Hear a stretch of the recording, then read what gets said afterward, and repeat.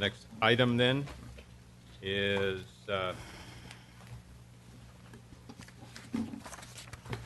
status of our governance committee. Ms. Budd. Governance Committee.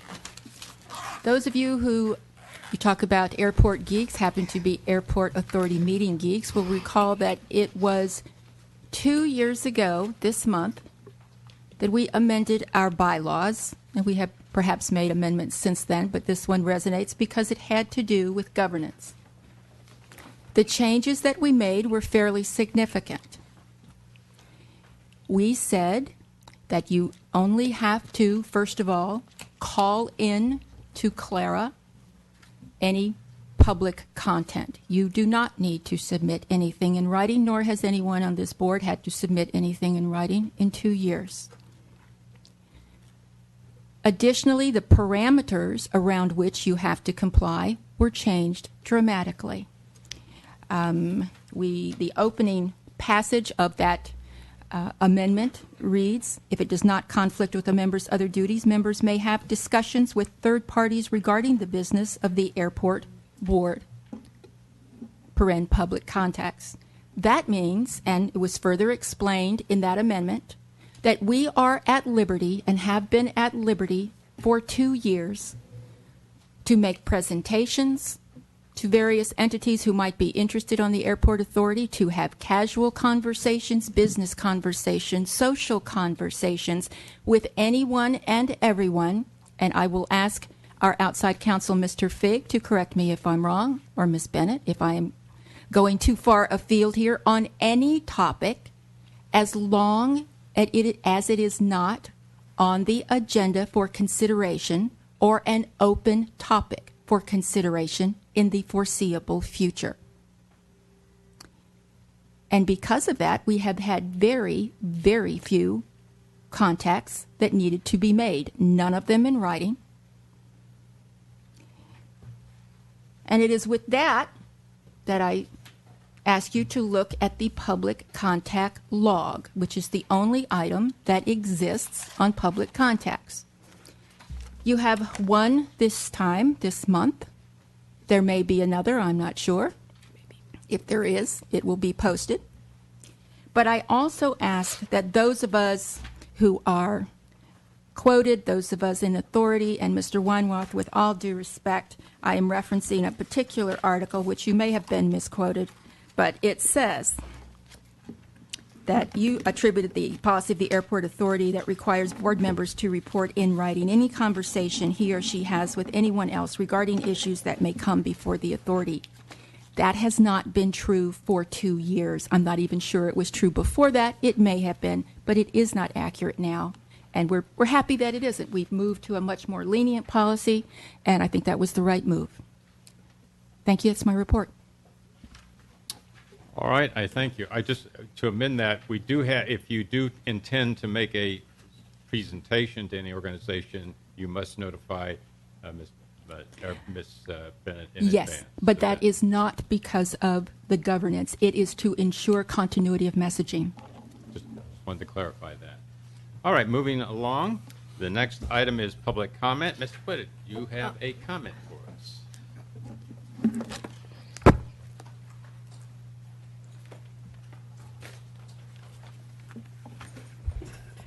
Mr. Chairman and members of the board, my name is Harry Whittle, and I am president of Boca Aircraft Owners, which was represented as that little infinitesimal 3% slice of revenue.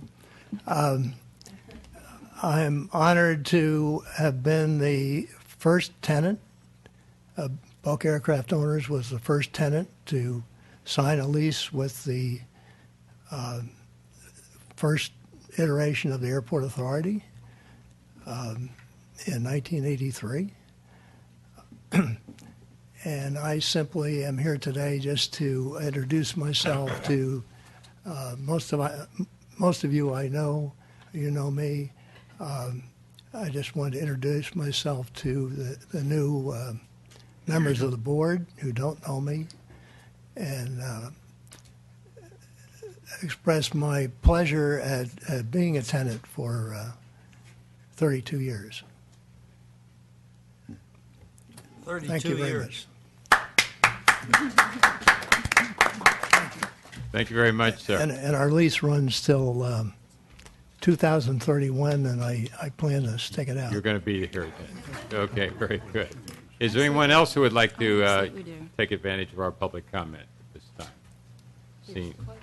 Seeing none, then, we'll move on to the next item, which is other business. And this is the time in which members can, if they have anything they would like to add, comments. We did have one item here of adding to our next agenda. If there are any other items that you would like to see on the next agenda, we'll take those as well. Comments on any present or future comments. Any members? Anything? Oh, Mr. Weinroth, yes. Thank you, Mr. Chairman. Okay, so let's discuss the elephant in the room. As we sit here tonight, this board composition has been altered by the City Council as the appointing authority for 5 of the 7 seats on this body. The Council at its annual goal-setting workshop identified 6 high priorities from amongst literally hundreds of issues that are facing the city. 2 of those priorities, the Greater Boca Raton Beach and Park Strategy and the Boca Raton Airport Strategy, found their way onto high priority for this year due to frustration with these 2 entities as our partners on the City Council. I say partners because it's essential for these entities to be working together to serve our constituents. The Council has already held a joint meeting with the Greater Beach and Park District where there was frank discussion about the lack of a synergy between us, and preliminary agreements were made, and we were able to get commitments on work that we needed to be doing collaboratively for the benefit of our residents, and to convene again in the future another joint meeting as necessary. The enabling act of this authority makes it clear that the authority has the responsibility to operate the airport in a manner consistent with the objectives of the county and the city. This is further emphasized by the fact that all 7 members of this body, be they municipal or county appointments, must reside within the Greater Boca Raton Reserve Area, essentially the same footprint as the Greater Beach and Park District. The bylaws repeat this directive, stating within Section 1.02C and D, the authority has a responsibility to operate the airport in a manner consistent with the objectives of the county and the city of Boca Raton. My objective, and I will not presume to speak for Mr. Brown, is to create a strong collaborative relationship, a bond between the city and this authority, and to ensure meetings of this body are open to all of our constituents, to ensure we have their input and their feedback.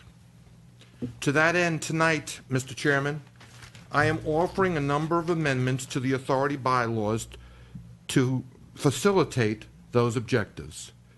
As a result, I'm going to hand these out tonight, but our bylaws require that these can only be introduced this evening, and you will have the opportunity, of course, to digest them.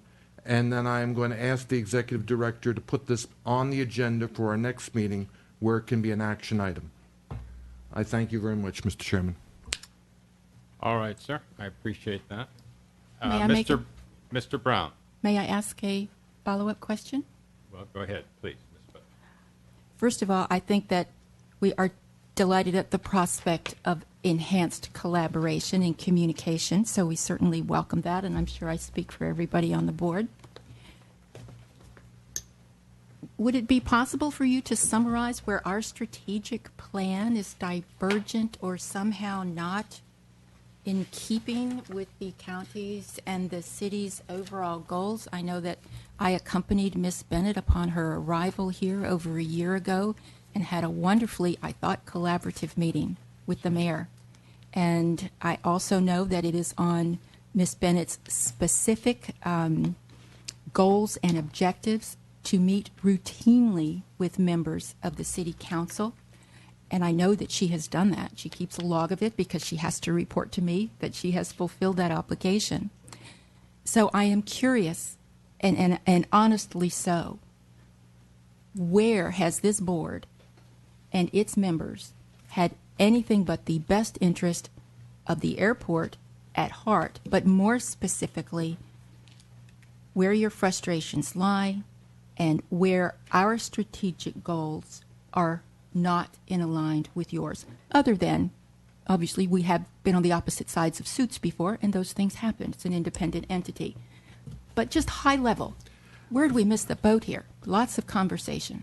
Ms. Budd, I appreciate your remarks, and I certainly would like to have a conversation about this, and I think we should have it more in the next meeting. But let me just touch upon a couple of areas. Please.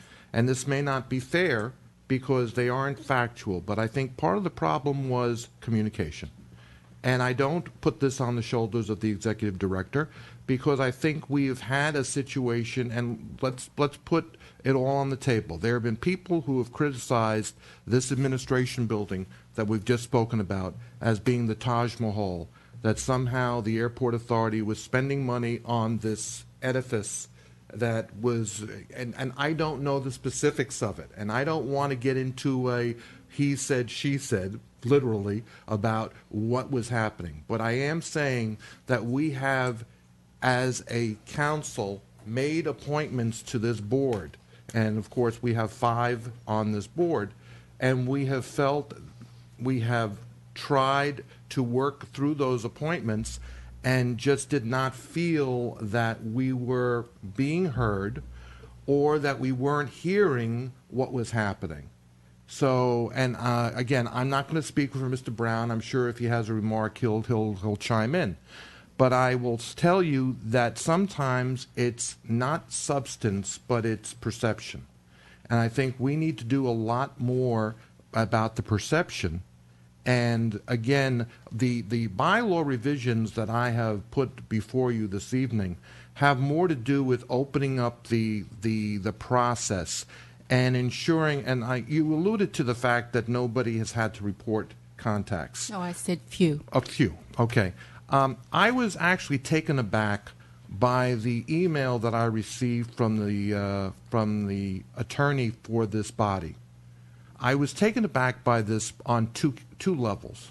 One, and I'm more familiar working within the city government as a member of our city council, where our city manager is the person we look to for running the city and being the one in front of the issues that this city is responsible for doing on a day-to-day basis, not our city attorney.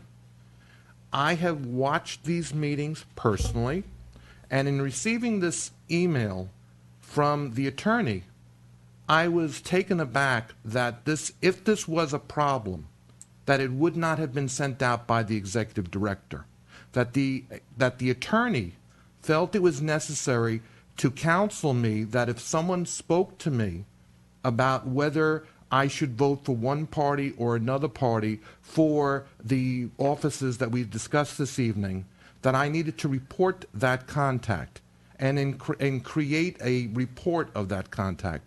That is not a matter of a public record. That is not something that has to be divulged as far as sunshine.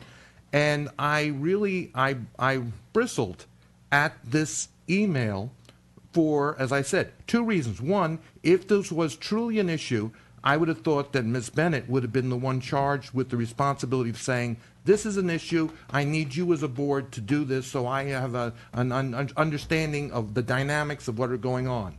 That the attorney felt compelled to take this action on her own is a problem. And I think we need, as a board, as far as governance, to get our executive director back in the role of leading this authority and not having it led by our attorneys, and making sure that we are responsive to the needs of our constituents. And I appreciate that. And my response would be, I, if I just may, please. quickly, because Yes. I don't want to enter a debate, you asked for his Yes. comments, and he gave. I think that I can appreciate that. And if you are making the observation that because an individual sent out one email 3 days ago is the reason for these appointments, that does not ring true. And my suggestion would be also that just as you said, perception becomes reality, and that all of us are ambassadors for this entity. We're on this board, we represent it, and we need to be factual when we are giving interviews about what our bylaws say vis-a-vis what they demand from us. And the quote that you gave, it was absolutely wrong, and I'm saying this with all due respect. We need to be sure that we have the facts before we are talking to others.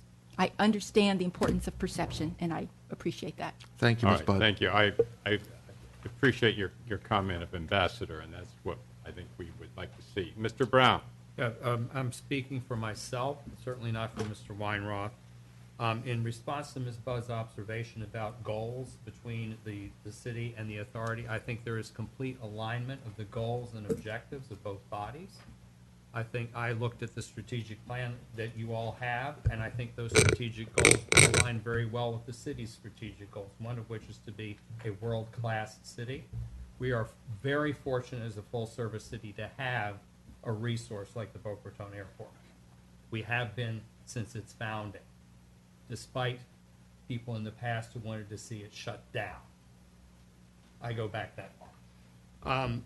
I think that the issue with the bylaws, and I was looking at the bylaws long before my appointment because of comments that had been made to me. It's one of the things that I do is look at administrative type matters.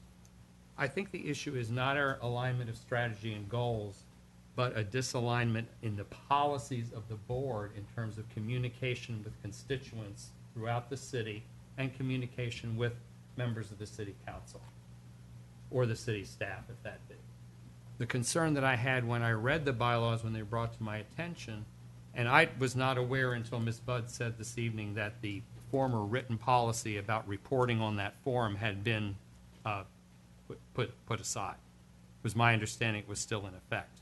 But just reading the bylaws as they are written, I was the one who reported what we would call in a quasi-judicial hearing an ex parte communication about the election of officers today. I received a voicemail message from an unknown number because it came in on my cell phone when my cell phone was not operating. So all it was voicemail.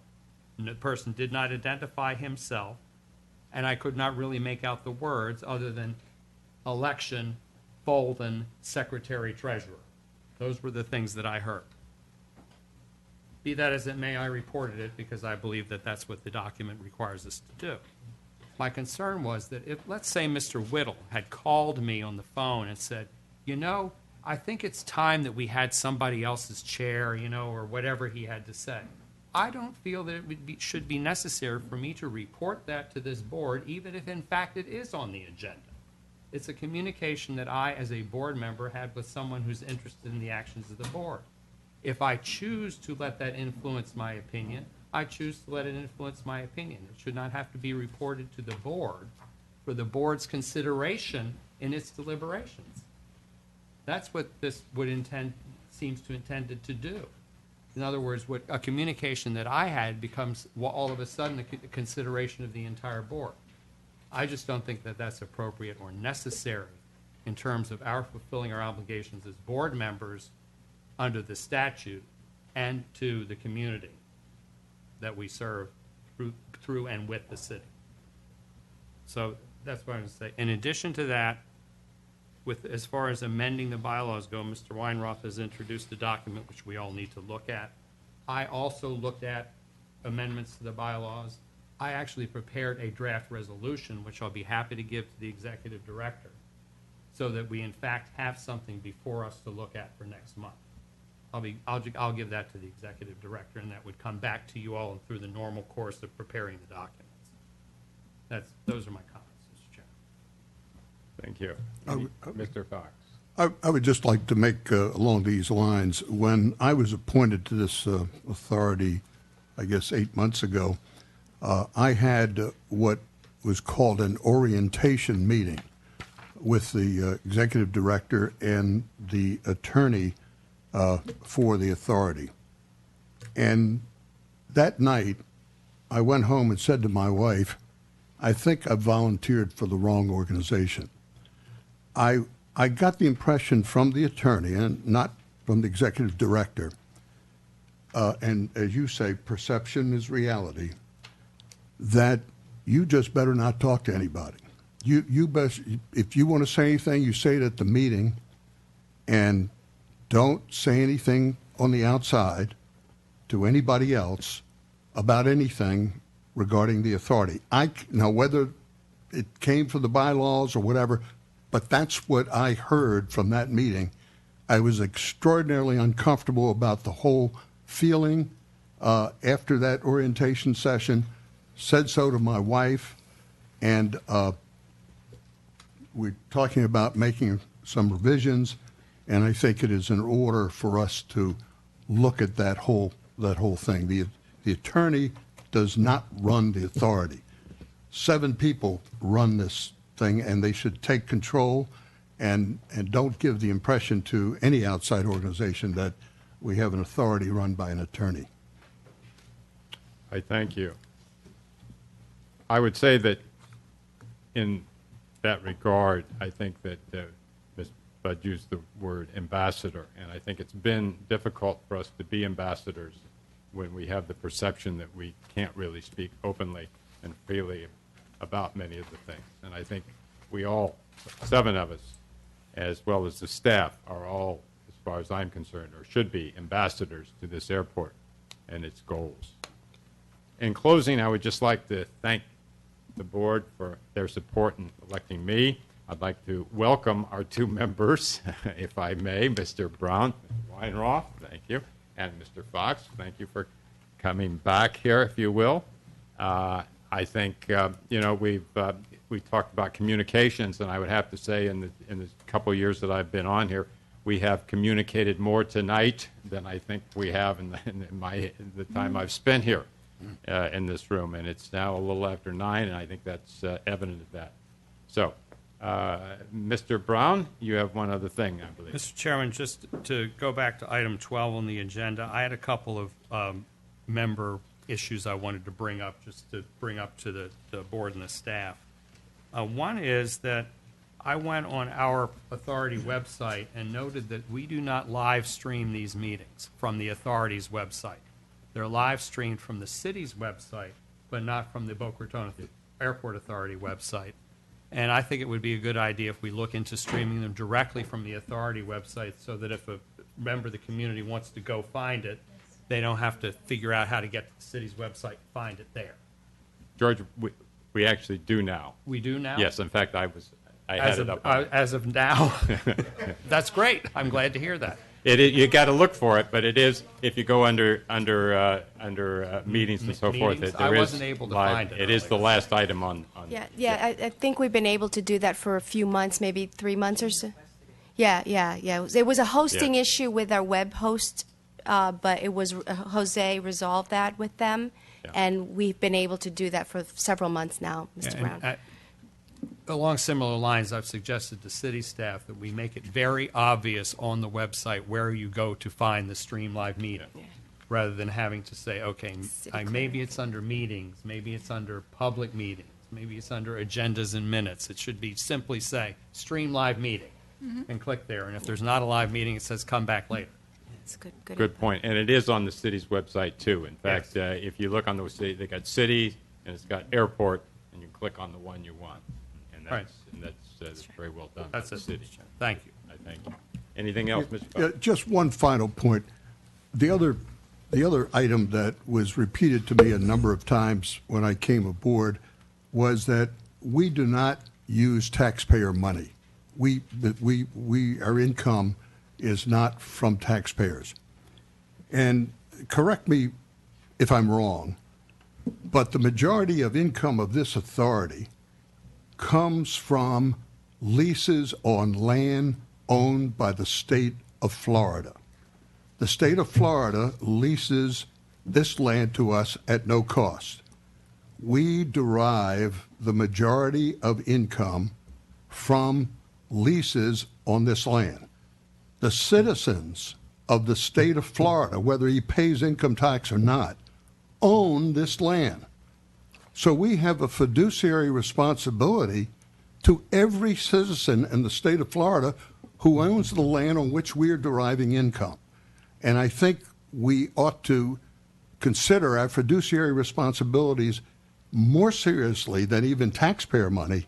We have to consider that it is every person who is a citizen of Florida can ask us why we did this or why we did that, and they have a right to do that. I think there's agreement there. Ms. Bennett, do you have a comment? Absolutely. The lease with the state of Florida that the Airport Authority holds is in compliance with the quitclaim deed. When the federal government released the property, it gave the property to the original entity, which was the city of Boca Raton.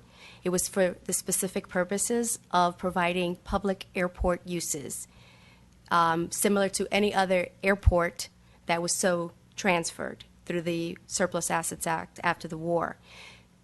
This one happened to be granted to the city, and eventually through numerous ownership transactions, became owned ultimately by the state of Florida.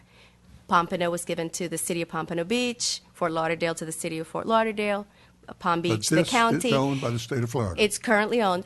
Those other airports don't pay rent either. And you are correct, absolutely. Our source of revenue, operating revenue, is those 6 leases, which is why it's so important that we maximize that revenue, because if we were not self-sustaining from the perspective of our operating, we would be subsidized by the local taxpayers, as are many general aviation airports, through the ad valorem tax revenue, so general fund revenue. But you are correct, we are not, because we have maximized our revenue. And even the grant money, the millions that we receive for grants, whether it's the new administration building or the customs building, most of that money is received by the federal government from the trust fund that is funded by every gallon of aviation fuel sold to aircraft owners in the United States. So most of it, now not all of it, but a great portion of the fund money that goes to airports comes from aircraft owners, whether they be small, corporate, airline. Most of it comes from that fund. There are 2 grant sources. The state of Florida, you mentioned the Yeah, I'm federal federal. Airport Federal. Improvement Program, yes, federal fuel and excise taxes. And we don't get very many federal grants, but when we do, they're generally big numbers. Most of our active grants are state funded. The FAA only participates in federally mandated, federally eligible programs. The state has its own grant fund source through the aviation work program. One thing that is important to note with regard to these grants that come into the airport, they are specifically for airport aviation uses. We can't take administration building money or customs money and build a park or a road. So they are dedicated sources of funds specifically for aviation uses. All right. If there's nothing else, I want to thank you all for your communication here. And we are at 9:06 adjourned.